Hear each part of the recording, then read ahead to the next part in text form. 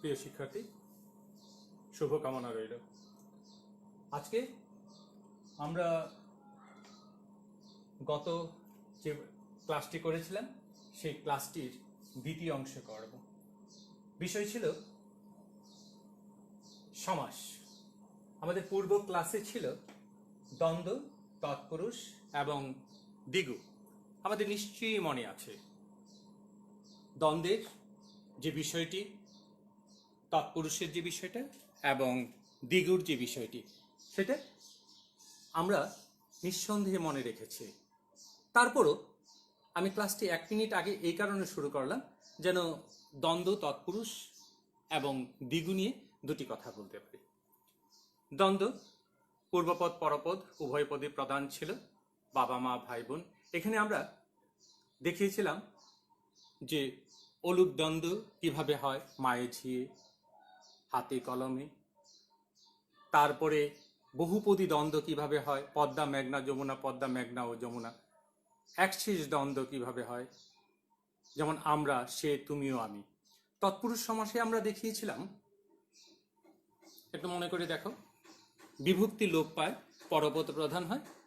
বিভক্তি লোপ পাওয়ার ক্ষেত্রে আমরা দেখিয়েছিলাম দ্বিতীয়া থেকে সপ্তমী বিভক্তি কিভাবে লোপ পায় এবং কিছু ব্যতিক্রম দেখিয়েছিলাম। আর দেখিয়েছিলাম অলুক তৎপুরুষ, পাশাপাশি অলুক তৎপুরুষের পরে দেখিয়েছিলাম উপপদ তৎপুরুষ আর নয়ীয় তৎপুরুষ, তাই তো? তাছাড়া দ্বিগু যা বলেছিলাম 1 মিনিটে পড়ে শেষ করা যায়। তোমরা নিঃসন্দেহে সেটা দেখেছ যে পূর্বপদ সংখ্যাবাচক হয় এবং পরপদের সাথে আমরা সমাহার যুক্ত করি, তাই তো? তাহলে আমরা এই যে দেখিয়েছিলাম, তোমাদেরকে বলেছিলাম কিছু বাড়ির কাজ করতে। নিঃসন্দেহে তোমরা বাড়ির কাজ করেছ। যদি তোমরা বাড়ির কাজ করে থাকো তাহলে কমেন্টসে এসে বাড়ির কাজগুলো দিয়ে দেবে। আজকে আমি বোর্ডের কাছে যাচ্ছি না এ কারণে, দেখো বোর্ডটা আজকে লিখে রেখেছে অনেকটাই। তোমরা এতটুকু কাজ নিজেরা আপাতত করো।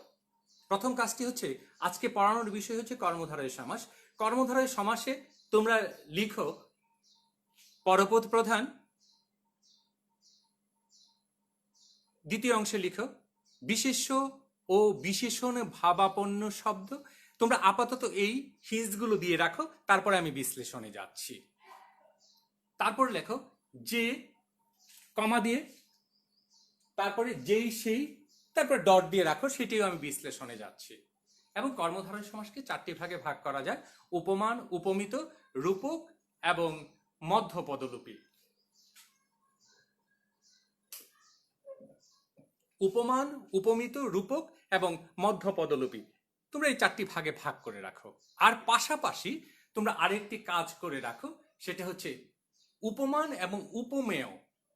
উপমান এবং উপমেয় এই দুটি সংজ্ঞা দেয়া আছে বাদিকে, লাইনটির বাদিকে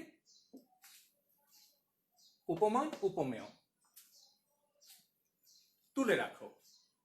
উপমান যার সাথে তুলনা করা হয়, উপমেয় যাকে তুলনা করা হয়।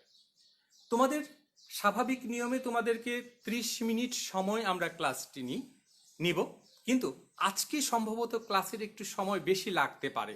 তোমরা একটু কষ্ট করে থাকবে, যেহেতু পরের ক্লাসটা আরো 1 ঘন্টা পরে, অর্থাৎ 4টায়। আমরা চেষ্টা করব তার মাঝখানে যে কোনো ভাবে হোক ক্লাসটা শেষ করা। আজকে চাচ্ছি ক্লাসটা শেষ করতে। আমি প্রথমে কি করব, বোর্ডটা ক্লিন করে ফেলবো, তারপর তোমাদের আসল কাজে আসবো।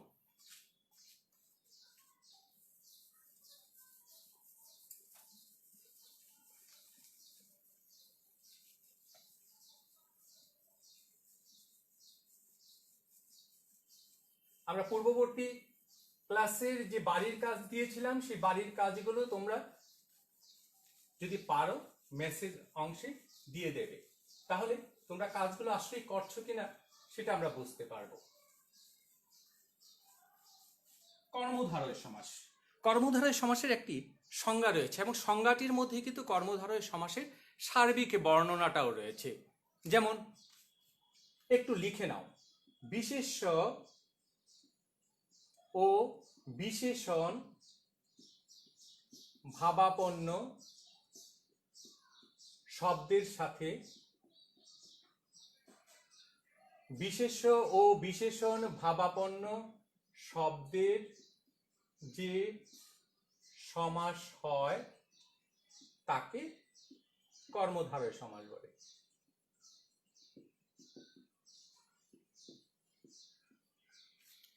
আবারও বলছি, বিশেষ্য ও বিশেষণ ভাবাপন্ন শব্দের সাথে বিশেষ্য ও বিশেষণ ভাবাপন্ন শব্দের যে সমাস হয় তাকে কর্মধারয় সমাস বলে। এই জায়গাটির মধ্যে মূল বিষয়টি এই যে ভাবাপন্ন পর্যন্ত এইখানে কি আসলে, এটি হচ্ছে পূর্বপদ এবং পরপদ। পূর্বপদ এবং পরপদ। পূর্বপদ যদি বিশেষ্য হয় পরপদ বিশেষণ হতে পারে, পূর্বপদ বিশেষ্য হলে পরপদ বিশেষ্য হতে পারে, পূর্বপদ বিশেষণ হলে পরপদ বিশেষণ হতে পারে, পূর্বপদ বিশেষণ হলে পরপদ বিশেষ্য হতে পারে। এই জন্য বলা হয়েছে বিশেষ্য ও বিশেষণ ভাবাপন্ন শব্দের সাথে বিশেষ্য ও বিশেষণ ভাবাপন্ন শব্দের সাথে বিশেষ্য ও বিশেষণ ভাবাপন্ন শব্দের যে সমাস হয়। লক্ষ্য করে দেখো, এখানে পূর্বপদ বিশেষ্য হতে পারে, আবার পরপদ বিশেষ্য হতে পারে, আবার পূর্বপদ বিশেষণ হতে পারে, পরপদ বিশেষণ হতে পারে, আবার পূর্বপদ বিশেষ্য হয়ে পরপদ বিশেষণ হতে পারে, পূর্বপদ বিশেষণ হয়ে পরপদ বিশেষ্য হতে পারে। এই ক্ষেত্রে আমরা সাধারণ দ্বন্দ্ব সমাসে আমরা কি ব্যবহার করি? বেশ বাক্য ভাঙানোর সময় যে ব্যবহার করি, যে। এই ক্ষেত্রে কিন্তু একটা জিনিস আমি তোমাদের মাথায় দিয়ে দেব, তারপরে সেটা তোমাদের আরো সহজ হয়ে যাবে। যেমন ধরো নীলপদ্ম,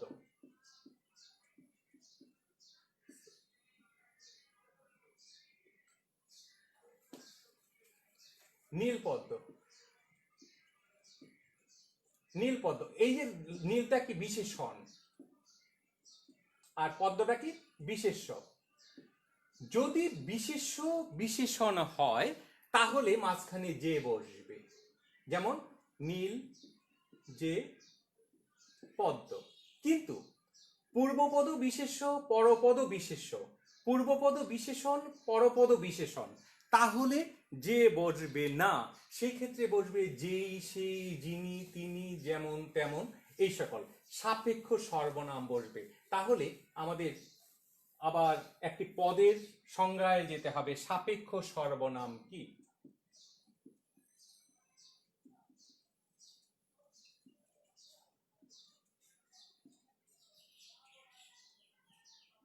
সাপেক্ষ সর্বনাম কাকে বলে?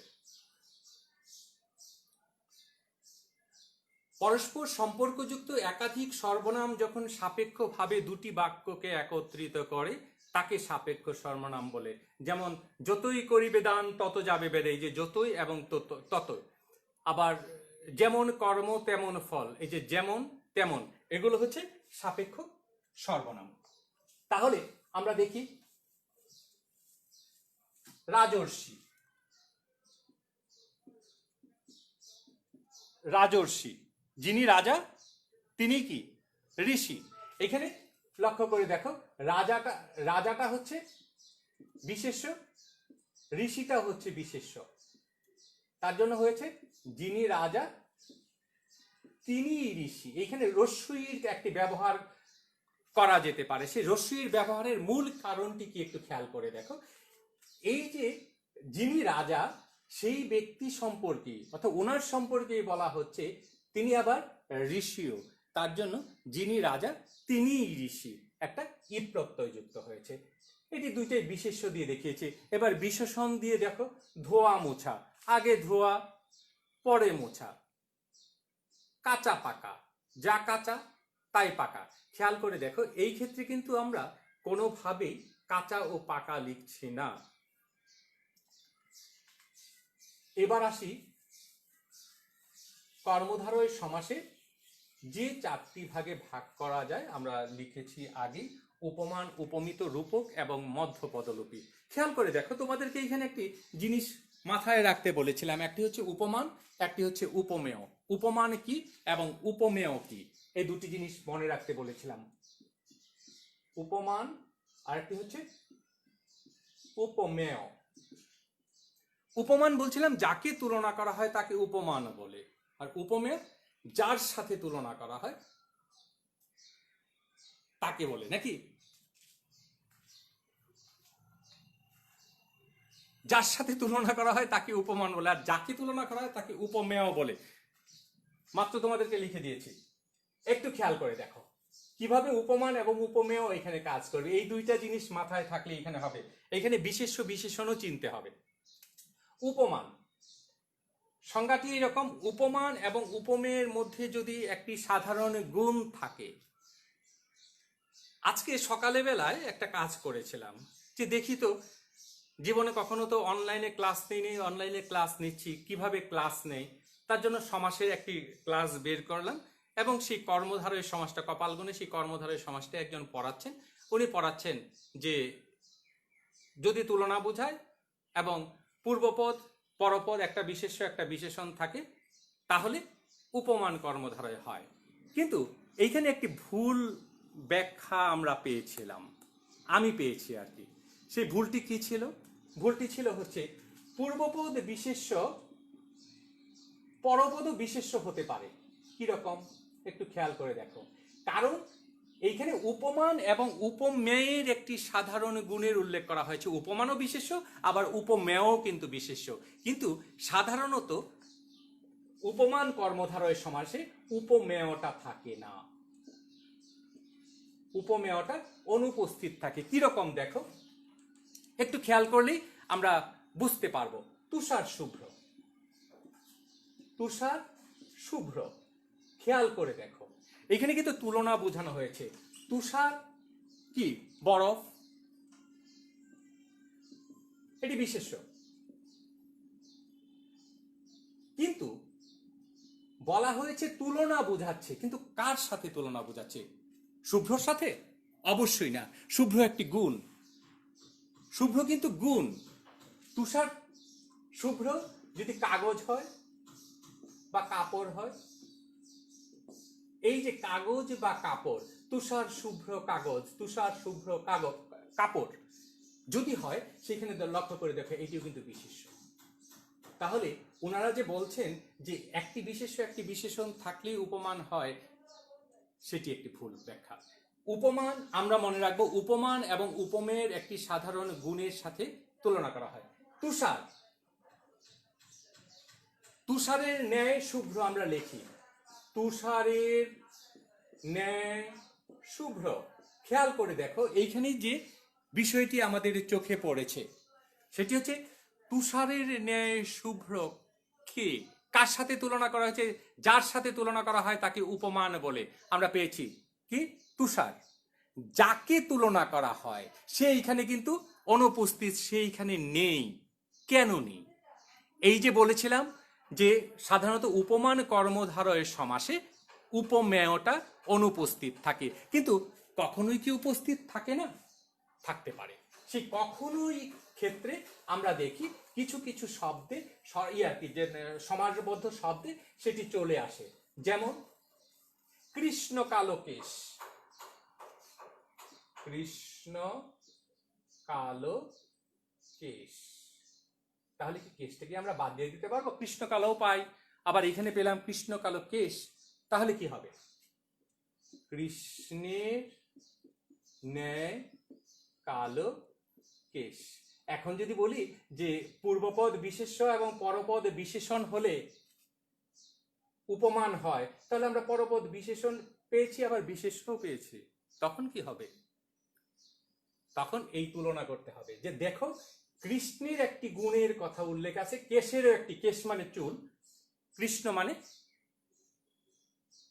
ধরো ভগবান শ্রীকৃষ্ণ, তার রং কালো, কৃষ্ণ কালো কেশ কালো, সুতরাং এই দুটি সাধারণ গুণ। এটি তাহলে উপমান কর্মধারয়ে, উপমান কর্মধারয়ে সাধারণ গুণ থাকবে। এখন দেখব উপমিতেও সেই সাধারণ গুণ থাকে কিনা। যদি না থাকে তাহলে বুঝতে পারবো দুটির পার্থক্য কেমন।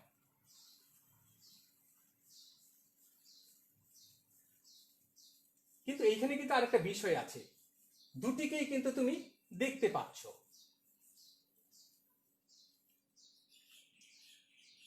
এটা সম্ভব, কৃষ্ণের রং কালো, চুলের রঙও কালো, এটি সম্ভব জিনিস। কিন্তু আমরা উপমিতের ক্ষেত্রে দেখব সেইখানে অসম্ভব এটা কি বলে, এটা তুলনাটা থাকে। কিরকম? বজ্রকণ্ঠ। কিন্তু এইখানে একটা জিনিস আছে, এখানে বজ্রের সাথে কণ্ঠটাকে তুলনা করা হচ্ছে, এটি একটি অসম্ভব জিনিস। কণ্ঠটা কখনোই বজ্রের মতো হতে পারে না। বঙ্গবন্ধু শেখ মুজিবুর রহমানের কণ্ঠকে বজ্রকণ্ঠ বলা হতো, কিন্তু তার কণ্ঠের দিয়ে কি মানুষ মারা যেত? যেত না। বাজে কিন্তু মানুষ মারা যায়। তার কণ্ঠটার মধ্যে সেই গাম্ভীর্যতা রয়েছে। কিন্তু এইখানে খেয়াল করে দেখো, আগেরটাতে যেমন পেয়েছিলাম তুষার শুভ্রতে, লক্ষ্য করে দেখো একটি সাধারণ গুণ ছিল শুভ্রতা, কিন্তু এইখানে দুটি বিশেষ্য সরাসরি চলে এসছে। এখানে কোনো সাধারণ গুণের উল্লেখ নেই। আর সাধারণ গুণের উল্লেখ নেই বিধায়ী আমরা সেটিকে করতে পারি বজ্রের ন্যায় কণ্ঠ। এখন প্রশ্ন হচ্ছে, ওইখানে বলা হয়েছে ন্যায়টাকে পিছনে দিতে হবে না, ন্যায়টাকে পিছনে দিতে হবে না, ন্যায়টাকে এইখানে দিলেও এটা হবে। কিন্তু একটি সাধারণ নিয়ম হয়েছে উপমান এবং উপমেয়কে পাশাপাশি লিখতে হয়। তাহলে পাশাপাশি লিখতে হলে ন্যায় স্বাভাবিকভাবে কোথায় যাবে? ডান পাশে চলে যাবে। সুতরাং কণ্ঠ উপমেয়, বজ্রের উপমান নেই। বোঝা গেল? তারপরে আসে, এখানে কোনো সাধারণ গুণ নেই, এখানে কিছু ব্যতিক্রমও কিন্তু পাই আমরা। যেমন লক্ষ্য করে দেখো, এখানে নামস্তি হইতো বজ্র কণ্ঠ, এইখানে লিখি কর পল্লব, হাত যুগল পল্লবের মতো। লক্ষ্য করে দেখো এইখানে কিন্তু শুরুতেই কার সাথে তুলনা করা হচ্ছে? পল্লবের সাথে, এটি উপমান। কাকে তুলনা করা হচ্ছে? করকে, এটি উপমেয়। খেয়াল করে দেখো যে সমস্যাটাই পড়েছো, এইখানে পেয়েছো কার সাথে তুলনা করা হচ্ছে? বজ্রের সাথে। কাকে তুলনা করা হয়েছে? কণ্ঠকে তুলনা করা হয়েছে, স্থান পরিবর্তন করে নিয়েছে। তাহলে আমরা কিভাবে লিখবো? কর পল্লবের ন্যায়। আবার অন্যভাবে লিখলে পল্লবের ন্যায় কর। সুতরাং আমরা উপমান এবং উপমেয়ের মূল যে পার্থক্যটা সেটি খুঁজে পেলাম। সেই জায়গাটি হচ্ছে একটির সাধারণ গুণ থাকবে, আরেকটির সাধারণ গুণ থাকবে না। তাহলে নিজেরা একটু দেখি, আমি কয়েকটি শব্দ বলছি, তোমরা একটু লিখে নাও, দ্রুত লিখো। সমতল, হেডমাস্টার, প্রিয় সখা, চালাক চতুর, মিঠা করা। লক্ষ্য করে দেখো, একটু পরিবর্তন করলাম। লাটে বাহাদুর, গিন্নিমা, সুশিক্ষা, চরমপত্র, এগুলো তোমরা ব্যাসবাক্য সহ সমাসের নাম লিখবে। এবার লিখো উপমানের ক্ষেত্রে রক্তলাল, উপমান মিতের কয়েকটা লেখো। পদ্ম আখি, অরুণ রাঙা, মেহেদি রাঙা, ফুলকুমারী, বাহুলতা, ঘনশ্যাম।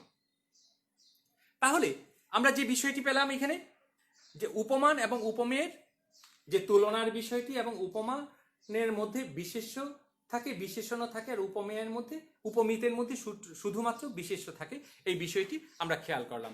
এবার আমরা সরাসরি আসি রূপকের ক্ষেত্রে। রূপক কর্মধারয়ের ক্ষেত্রে পূর্বপদ এবং পরপদ দুটি বিশেষ্য হবে, কিন্তু পূর্বপদ হবে ভাববাচক বিশেষ্য। তোমরা গত ক্লাসে আসাদ স্যারের ক্লাসে তোমরা পেয়েছো সেই ব্যাকরণিক শব্দ শ্রেণী, সেখানে ভাববাচক বিশেষ্য পেয়েছো। ভাববাচক বিশেষ্য হচ্ছে যে বিশেষ্যকে ধরা যায় না, ছোঁয়া যায় না, সেই বিশেষ্যটি হচ্ছে ভাববাচক বিশেষ্য। তাহলে ধরা যায় না, ছোঁয়া যায় না, এরকম বিশেষ্য আমরা দেখি যে এইখানে আছে কিনা, যদি থাকে সেটা কিভাবে আছে একটু খেয়াল করো তো, একটু আমরা খেয়াল করি যে বিষাদ সিন্ধু,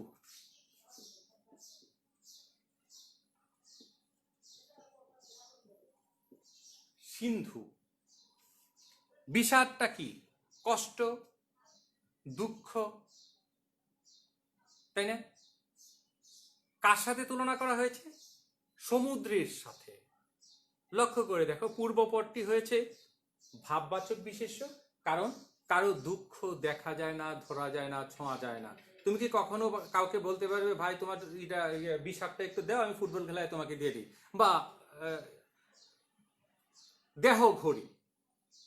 এখানে আবার খেয়াল করে দেখো, দেহ এইখানে কিন্তু ভাববাচ্যে আসছে। এইখানে দেহটি, দেহের ভিতরে একটি ঘড়ি আছে, যে ঘড়িটি তোমাকে পরিচালনা করছে, তাকে কি আমরা দেখি?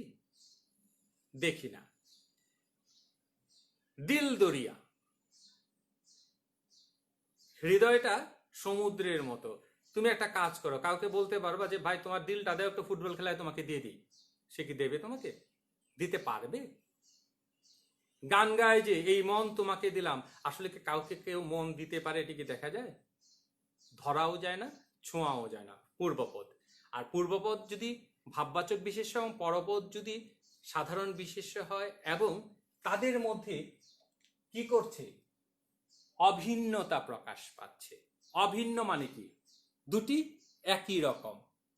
বিষাদ রূপ সিন্ধু, সিন্ধু এটা কষ্টটা সমুদ্রের মতো। মন রূপ মাঝি, মনটি হচ্ছে মাঝির মতো। হ্যাঁ। দেহ রূপ ঘড়ি, দেহটি হচ্ছে ঘড়ির মতো। দিল দরিয়া, দিল রূপে দরিয়া, দিল দরিয়া। এবার আসি মধ্য পদলুপী কর্মধারয়। মধ্য পদলুপী কর্মধারয়ের ক্ষেত্রেও দুটি বিশেষ্য থাকবে, কিন্তু বেশ বাক্যের সময় মাঝখানে অতিরিক্ত কোনো পদ বসবে এবং সেই পদটি কি হয়ে যাবে? লোপ পেয়ে যাবে। হাত পাখা, হাত দ্বারা চালিত পাখা, তাই তো? তারপরে ডাক পিয়ন, ডাক বহনকারী পিয়ন। যাই হোক, আমরা এই যে লক্ষ্য করে দেখো, বহনকারী শব্দটি কি হয়ে গেল? লোপ পেয়ে গেল, তাই তো? সিংহাসন, তোমরা যে শব্দটি জানো সবসময়, সিংহ চিহ্নিত আসন, এই চিহ্নিতটি লোপ পেয়েছে বিধায় এটি মধ্য পদলুপী কর্মধারয় সমাস। তাহলে আমরা কর্মধারয় সমাস থেকে আজকে কি পেলাম? চারটি ভাগ পেলাম। একটি হচ্ছে উপমান, একটি হচ্ছে উপমিত, একটি হচ্ছে রূপক, আর একটি হচ্ছে মধ্য পদলোপী।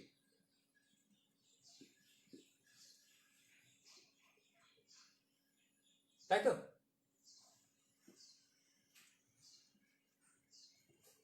আমাদের লেখার সময় এই কয়টি লিখতে হবে। যদি যে, যেই, সেই, যিনি, তিনি থাকে, তাহলে সরাসরি কর্মধারয় লিখব। যদি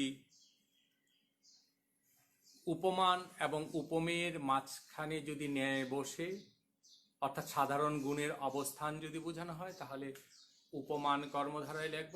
এবং উপমান এবং উপমেয়ের মাঝখানে বা শেষে যদি ন্যায় বসে, সেখানে যদি কোনো গুণ না থাকে, তাহলে লিখব কি? উপমিত কর্মধারায়। এবং পূর্বপদ এবং পরপদ, পূর্বপদ যদি ভাববাচক বিশেষ্য এবং পরপদ যদি বস্তুবাচক ব্যক্তিবাচক বিশেষ্য হয়, সেই ক্ষেত্রে রূপক হবে। এবং মাঝখানের পদটি যদি লোপ পায়, সেই ক্ষেত্রে রূপক কর্মধারয় হিসেবে সেটিকে আমরা দেখে নেব। তারপরের অংশে আমরা আসি।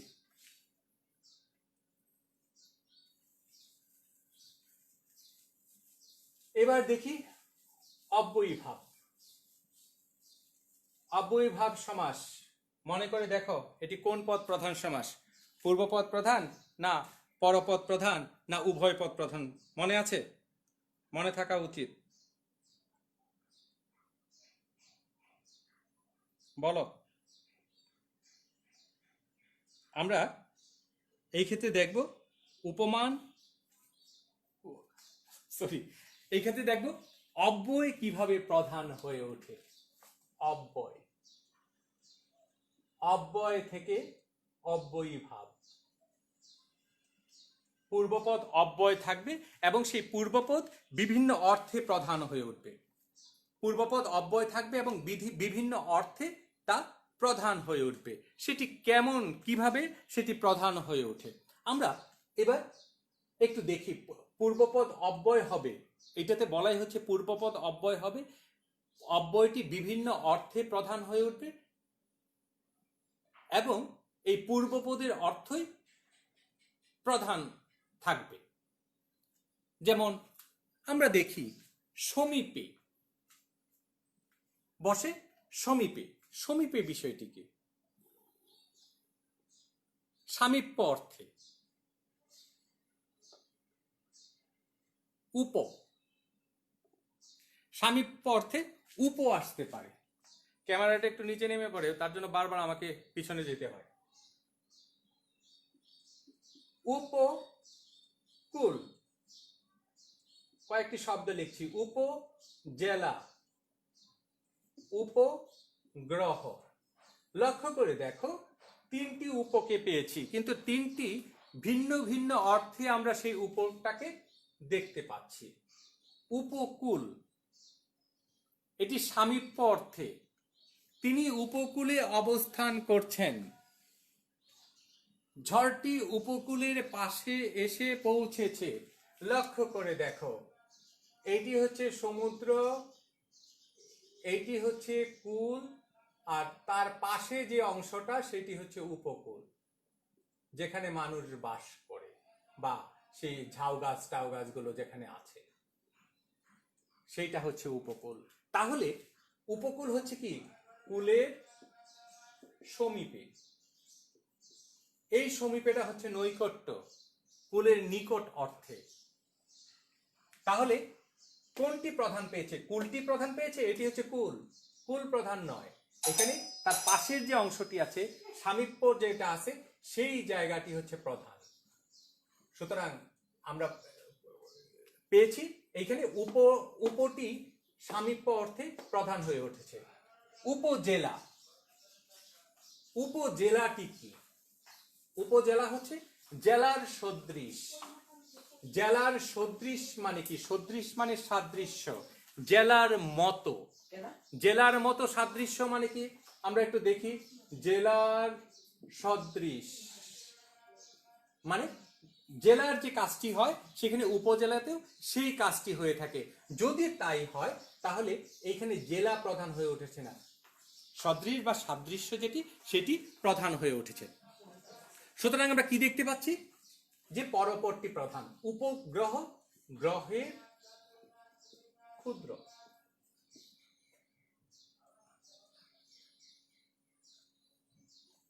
ঠিক আছে, এই যে উপটি বিভিন্ন অর্থে প্রধান পেলাম, এইগুলো হচ্ছে অব্যয় যুক্ত হবে পূর্বপদ হিসেবে এবং সেই অব্যয়টি বিভিন্ন অর্থে প্রধান হয়ে উঠবে। তারপরে দেখি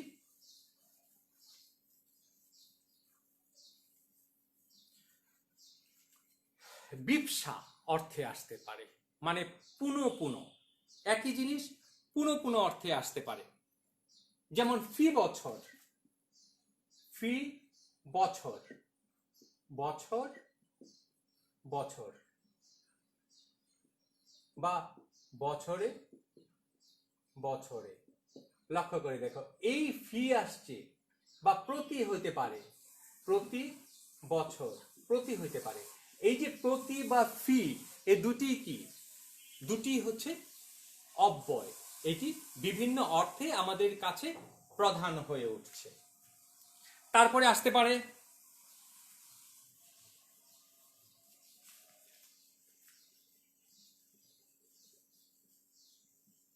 বি, শৃঙ্খলের সাথে বি যুক্ত হলো, বিশৃঙ্খল। বিশৃঙ্খল, বিশৃঙ্খলটা কি? এটা কি শৃঙ্খলাকে মেনে চলছে নাকি শৃঙ্খলাটাকে অমান্য করছে? অমান্য করছে। এটি হচ্ছে অতিক্রম করে, শৃঙ্খলাকে লাকে অতিক্রম করে, অতিক্রম করে। কিন্তু সে তো অতিক্রম করেছে, এখন অতিক্রম না করে হলে কি হবে? স্বাভাবিক নিয়মে যা চলে সেটি অতিক্রম না করে হবে। যেমন যথারীতি, যথাবিধি। যথারীতি মানে রীতিকে অতিক্রম না করে, বিধিকে অতিক্রম না করে। যথাবিধি হচ্ছে বিধিকে অতিক্রম না করে, আর রীতিকে অতিক্রম না করে হচ্ছে যথা রীতি। তাহলে আমরা এই দুইটা জিনিস আমরা খুব ভালো করে বুঝতে পারছি। যদি যথা থাকে তাহলে অতিক্রম না করে অর্থে হবে, আর যদি বি থাকে, উত থাকে, তাহলে কি হবে? অতিক্রম করে অর্থে হবে।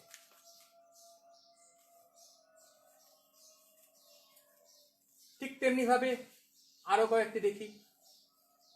পশ্চাৎ অর্থে আসতে পারে। পশ্চাৎ অর্থে মানে পিছন অর্থে, অনুগমন, অনুগমন, পশ্চাতে গমন। এখানে লক্ষ্য করে দেখো, গমনটা ঠিক আসছে, কিন্তু অনুটা কি অর্থে আসছে? পশ্চাৎ অর্থে আসছে, পিছন অর্থে আসছে। পর্যন্ত, পর্যন্ত অর্থে আ আসতে পারে।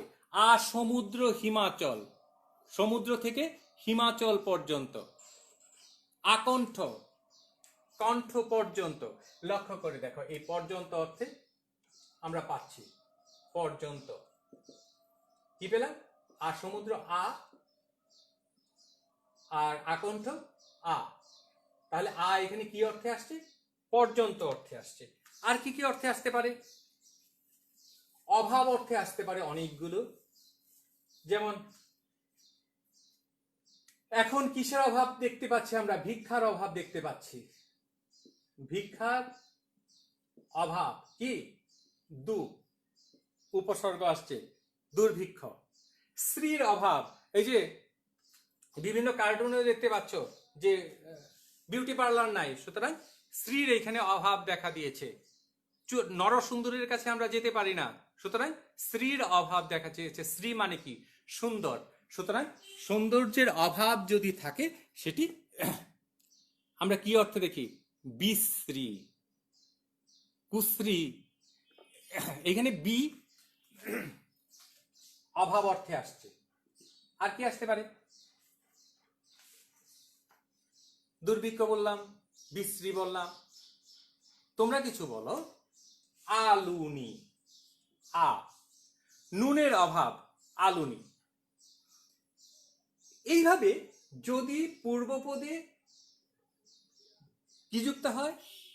অব্যয় যুক্ত হয়, এবং সেই অব্যয়টা যদি বিভিন্ন অর্থে প্রধান হয়ে ওঠে, তাকে কি বলবো আমরা? অব্যয়ীভাব সমাস বলবো। ফাঁকে আমি ছোট্ট ছোট্ট দুটি সমাস দেখে যাই। একটি রেখেই দিব, একটি আর শেষ করতে পারবো না মনে হয়। আগামী ক্লাস এটি শেষ করে তোমাদের অন্য পাঠে যেতে হবে। দেখতে পাচ্ছি কি আমরা? একটি দেখি প্রাদি সমাস, আর একটি দেখি নিত্য সমাস। প্রাদি এবং নিত্য সমাসের ক্ষেত্রে আমরা কিছু বিষয় দেখব। আগে দেখি নিত্য সমাস কি। নিত্য সমাসটা খুব মজার একটি বিষয়। যে সমাসের সমস্ত পদ সবসময় সমাসবদ্ধই থাকে, ব্যাস বাক্য করার প্রয়োজন হয় না, শুধুমাত্র তার অর্থটা লিখে দিলেই হয়। যেমন দেখো, স্থানান্তর, স্থানান্তর, অন্য স্থান। এই অন্তর যদি পাশে থাকে, অন্তর, স্থান যুগ অন্তর, স্থানান্তর, এই অন্তরের জন্য হচ্ছে অন্য, অন্য স্থান। গ্রামান্তর, অন্য গ্রাম। দেহান্তর, অন্য দেহ। শুধু কি তাই থাকতে পারে, অন্য কিছু থাকতে পারে না? বার এক, লক্ষ্য করে দেখো, এটা বিশ্লেষণ করলেই পাচ্ছ। বা বারেক, বারেকে ভিড়াও তরি কুলেতে এসে, রবীন্দ্রনাথের বিখ্যাত সোনার তরী কবিতার একটি লাইন, বারেক ভিড়াও তরি কুলেতে এসে, যেও যেথা যেতে চাও, যারে খুশি তারে নাও, শুধু তুমি নিয়ে যাও খনি খেসে, আমার সোনার ধানে কুলেতে এসে। একটি চমৎকার কবিতা, অন্তত একবার পড়ে নেবে। একটি মানুষের জীবনের সবকিছুই সেখানে দেয়া আছে। যেও যেথা যেতে চাও, যারে খুশি তারে দাও, শুধু তুমি নিয়ে যাও খনি খেসে, আমার সোনার ধানে কুলেতে এসে। তোমার সবকিছু সে নিয়ে যাবে, সেই হচ্ছে মহাকাল। সময় তোমার সব নিয়ে যাবে, শুধু পড়ে থাকবে তুমি, আমি, আমার এই নশ্বর দেহটি। আমি যদি জীবনে কিছু করে যেতে পারি, সেটিই পৃথিবীতে থাকবে। যদি কিছুই করে যেতে না পারি, তাহলে শূন্য হাতে এই পৃথিবী ছেড়ে চলে যেতে হবে। এই যে এখানে দাঁড়িয়ে আমি রবীন্দ্রনাথের কথা বলছি, রবীন্দ্রনাথ আমাদের কাছে আজও বেঁচে আছে। তার জন্য তিনি শূন্য যাননি, তিনি আমাদেরকে দিয়ে গিয়েছেন। কি দিয়ে গিয়েছেন? এমন জিনিস দিয়ে গিয়েছেন, বাঙালি যতদিনই বেঁচে থাকবে, সাহিত্য যতদিন বেঁচে থাকবে, বাংলা আর ইংরেজি না, ততদিন পর্যন্ত রবীন্দ্রনাথও বেঁচে থাকবেন। তারপরের অংশে আমরা দেখি, এই যে বার এক, লক্ষ্য করে দেখেন আছে বার যুগ এক। কাপড়খানা, মা হঠাৎ করে বলে যে কাপড়খানা দাও, কাপড়খানা দাও। সেই তখন তোমরা কি করো? একটি কাপড় এনে তাকে দাও, সেটি কাপড়খানা হয়ে যায়। কাপড়খানা মানে একটি কাপড়, একটি কাপড়। তাহলে এটা হচ্ছে নিত্য সমাস। তোমাদের যেহেতু ইন্টারমিডিয়েট তোমাদের পড়ো, তোমাদের এসএসসিতে যা পড়ে আসছো তার থেকে অনেক তোমাদের কম দেখতে হয়। প্রাদি সমাসের ক্ষেত্রে তোমরা একটু কাজ করবে। প্রাদি সমাসের ক্ষেত্রে এত কিছু তোমাদের জানার দরকার নেই।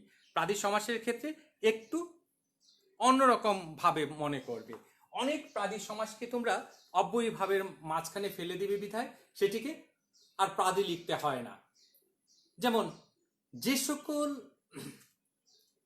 অব্যয়গুলোকে প্রকৃষ্ট অর্থে লিখতে হয়, সেইগুলো কি তোমরা প্রাদি হিসেবে লিখবে। যেমন প্রবাদ, প্রকৃষ্ট রূপে যে বাদ, প্রগতি, প্রকৃষ্ট যে গতি। আবার অতিমানব, মানবকে অতিক্রম করে, অতিক্রম করে, অতিক্রম না করে কিন্তু আমরা পেয়েছি। কিন্তু এই ক্ষেত্রে আমরা দেখতে পারি যে খানিকটা দূরত্ব আছে, কিন্তু সেই দূরত্বটা ধরা হয় না। আমরা অনেক ক্ষেত্রেই সেইগুলোকে কি করি? অব্যয়ী ভাব লিখে দিলেই সেটি হয়ে যায়। সুতরাং আমরা এত চিন্তা করব না, শুধুমাত্র যদি প্রকৃষ্ট অর্থে প্রাদি আসে তাহলেই প্রাদি লিখব, নয়তো বাকি সব অব্যয়ী ভাব লিখব। আজকে আমরা কি কি দেখলাম তাহলে?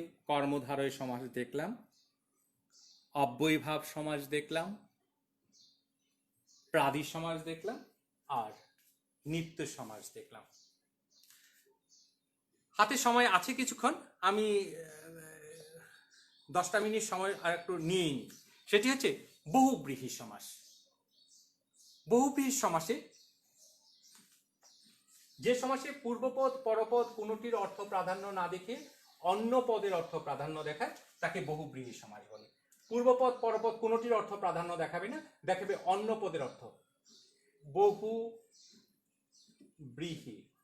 এই শব্দটির মধ্যে আছে, এখানে পূর্বপদ হচ্ছে বহু অনেক, পরপদ হচ্ছে ব্রীহি মানে ধান। কিন্তু যখন আমরা দেখতে পাচ্ছি বহু ব্রীহি আমি লিখছি, তখন কিন্তু অনেক ধানকে আমি দেখছি না, অনেক ধান দেখছি না, তখন দেখছি যে ব্যক্তিটার অনেক ধান আছে তাকে বহুব্রীহি বলা হচ্ছে। অর্থাৎ বহুব্রীহি আছে যার, এই যে যে ব্যক্তিটার আছে সেই ব্যক্তিটাকে বহুব্রীহি বলা হয়। ঠিক আছে, আমরা বহুব্রীহির ক্ষেত্রে যাই এবং বহুব্রীহির ক্ষেত্রে কিছু এর থেকেও কিছু অন্যরকম আছে, যার এর বাইরেও কিছু আছে, সেইগুলো একটু দেখি। যেমন বহুব্রীহির ক্ষেত্রে আমি একটু হেল্প নিয়ে নিই। যদি স থাকে, পরিবার, সপরিবার, এখানে সটা কি আসছে? অবস্থান, পরিবারের সাথে অবস্থান। সপরিবার মানে পরিবারের সাথে বর্তমান, সপরিবার। সবান্ধব, বান্ধবের সাথে বর্তমান, সবান্ধব, এখানে বর্তমান অর্থে আসছে। কিন্তু এই স কিন্তু আরো একটা অর্থে আসতে পারে, সহোদর, সমান অর্থে। সহোদর, সমান, উদর, যার। বহুব্রীহির আরো কিছু আছে, ব্যতিহার বহুব্রীহি। এক জাতীয় পদ থাকবে, কিন্তু পূর্বপদ হবে আকারান্ত, পরপদ হবে রস্যইকারান্ত। কিরকম একটু খেয়াল করে। পূর্বপদ কি বললাম? আকারান্ত থাকবে, পরপদ থাকবে রস্যইকারান্ত। কানা কানি, কানা কানি, লাঠা লাঠি, রক্তা রক্তি, গালা গালি, হাসা হাসি, দেখা দেখি, চুলা চুলি। লক্ষ্য করে দেখো, পূর্বপদ আকারান্ত এবং পরপদ রস্যইকারান্ত হচ্ছে। এই ক্ষেত্রে বিরোধ, দ্বন্দ্ব, যুদ্ধ, কথা, ভাব, কাজ, লড়াই, এগুলো হতে পারে। যেমন কি কানাকানি, কানে কানে যে কথা, হাসাহাসি, হাসিতে হাসিতে যে ক্রিয়া, লাঠালাঠি, লাঠিতে লাঠিতে যে যুদ্ধ, লাঠালাঠি। তারপরে গলাগলি, গলায় গলায় যে মিলন, চুলাচুলি, চুলে চুলে যে লড়াই, বুঝা গেল? দেখা দেখি, দেখিতে দেখিতে যে কাজ, দেখা দেখি। তাহলে ব্যতিহার পেলাম। এই ক্ষেত্রে আমরা ন ইয় পাবো। ন ইয়, ন ইয়র ক্ষেত্রে তোমরা মনে করে দেখো, যখন তোমাদেরকে তৎপুরুষ পড়িয়েছিলাম তখন বলেছিলাম অ অনা অননির গর্বে না, এই কয়টি উপসর্গ আমাদের বহুব্রীহিতে লাগবে, সেগুলো তোমরা মনে রাখবে ভালো করে। তাহলে আমরা দেখে নিই। কিন্তু এইখানে এসে আমাদের একটু ব্যতিক্রম দেখতে পারবো। যদি কোনো ব্যক্তি, বস্তু, স্থান, কাল, পাত্র, মিত্র সেগুলো না অর্থে ব্যবহৃত হয়, তাহলে কি হবে? ন ইয় বহুব্রীহি হবে। যদি সেগুলো না অর্থে ব্যবহৃত হয়, কিন্তু কোনো ব্যক্তি, বস্তু, স্থান, কাল, পাত্র, মিত্রকে প্রধান করে না, সেই ক্ষেত্রে সেটি হয়ে যায় তৎপুরুষ। একটু খেয়াল করে দেখি। বে হিসাব, আবার লিখি বে হিসাবি। এখন অনাহার, অনাহারি, বেতার, তারপরে বেসুর, নেই সুর, কিন্তু বেসুরও নেই সুর যার। ঠিক তেমনি ভাবে বেহিসাব, ন হিসাব বা নেই হিসাব, বেহিসাবি, নেই হিসাব যার, বেহিসাবি। তাহলে আমরা অনেকগুলোই দেখলাম। এরপরে অলুক বহুব্রীহি দেখি। অলুক বহুব্রীহির ক্ষেত্রে আমরা নতুন আরেকটি বিষয় দেখব। এইখানে বিশেষ করে কোনো অনুষ্ঠানকে বোঝানো হয়। পূর্বপদেও বিভক্তি যুক্ত থাকে, কিন্তু সেই বিভক্তি আর লোপ পায় না, কিন্তু কোনো অনুষ্ঠানকে বোঝানো হয়। কিরকম সেটি? যেমন মুখে ভাত দেওয়া হয় যে অনুষ্ঠানে, মুখে ভাত দেওয়া হয় যে অনুষ্ঠানে, এই যে অনুষ্ঠানে মুখে ভাত দেওয়া হলো সেটিকে মুখে, এই যে এ বিভক্তি যুক্ত হয়েছে, এটি মুখে ভাত হলো। আমরা দেখেছি ইয়েতে দ্বন্দ্বতে মায়ে ঝিয়ে, মায়ে ও ঝিয়ে দুটিতে বিভক্তি রয়েছে। আমরা দেখেছি সোনার বাংলায় যে সোনার অংশে বিভক্তি যুক্ত হয়েছে, আর এখানে অনুষ্ঠান বোঝাচ্ছে বিধায় এটি হয়ে গেল কি বহুব্রীহি। এখন কিছু উদাহরণে আমরা কর্মধারয় এবং বহুব্রীহির মধ্যে কিছু সম্পর্ক আমরা খেয়াল করি। একটু ব্যতিক্রমের জন্য একটি হয়ে যায় কি বহুব্রীহি, আর একটি হয়ে যায় কি কর্মধারয়। বদ মেজাজ, বদ যে মেজাজ, বদ মেজাজ, কিন্তু যখন বলছি বদ মেজাজি, বদ মেজাজ যার, বদ মেজাজি। যখন বলছি লাল পার, লাল যে পার, লাল পার, কিন্তু যখন বলছি লাল পেরে, লাল পা, লাল পেরে মানে লাল পার যার, আর লাল পার বলছি লাল যে পার। সুগন্ধ, সুজে গন্ধ, সুগন্ধ, সুগন্ধি, সুগন্ধ আছে যার। এলোকেশ, এলো যে কেশ, এলোকেশী, এলোকেশ যার। শতরূপ, শত যে রূপ, শতরূপা, শতরূপ যার। বিচিত্র কর্ম, বিচিত্র যে কর্ম, কর্মধারয়, আবার বিচিত্র কর্মা, বিচিত্র কর্ম করে যে। তাহলে আমরা আজকে যা দেখলাম সেই দ্বন্দ্ব থেকে শুরু করে সকল সমাজগুলোকেই আমরা দেখলাম। এবার তোমরা খুব খাতা কলম হাতে নাও এবং খুব দ্রুত কয়েকটি শব্দ লিখো, এবং এই শব্দগুলো করে আজকে রাতের মাঝখানে তোমরা মেসেঞ্জারে এইখানেই দিয়ে রাখবে, মেসেজ অপশানে দিয়ে রাখবে, সেখানে হয়েছে কি হয়নি সেটি আমি দেখব। লিখো প্রাণ ভয়। বেশ বাক্য সহ সমাস করবে, বেশ বাক্য সহ সমাস নির্ণয় করো। এই ক্ষেত্রে তোমাদেরকে বলে দিয়েছিলাম যে নিয়মে মূল শব্দ বা প্রদত্ত শব্দ, বেশ বাক্য, সমাসের নাম, এইভাবে লিখবে। লিখো প্রাণ ভয়। স্বর নিক্ষেপ, মরু কবি, বাগ বিতণ্ডা, বাগ বয়াকার ক, বয়সিকার ত, মূর্ধন্য ড সংযুক্ত আকার, বিতণ্ডা। গল্প প্রেমিক, দেশভঙ্গ, প্রতিচ্ছবি, আপাদমস্তক, প্রাণবধ, রথ চালনা, যৌবন সূর্য, মমতার রস, মেঘলুপ্ত, মেঘমুক্ত, যথারীতি, যথাবিধি, ত্রিফলা, কবিগুরু, তিমির বিদারী,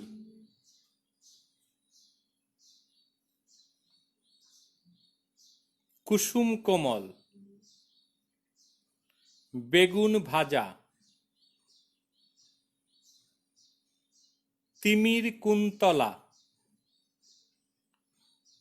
বিপথনিক, আয়কর,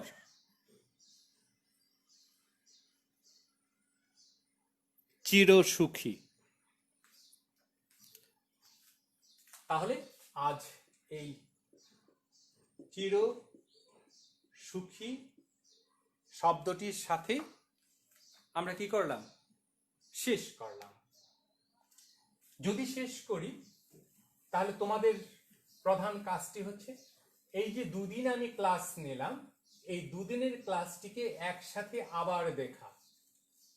যদি দেখো আমার মনে হয় না কোথাও কোনো সমস্যা থাকার কথা, তারপরও যদি সমস্যা থাকে তাহলে যোগাযোগ করো। ঘরে থাকো, সুস্থ থাকবে, ভালো থাকবে। তোমরা ভালো থাকলেই আমরা ভালো থাকবো, তোমরা ভালো থাকলেই জাতি দেশ ভালো থাকবে। ধন্যবাদ সবাইকে। পড়ালেখা করো, সুস্থ থাকো।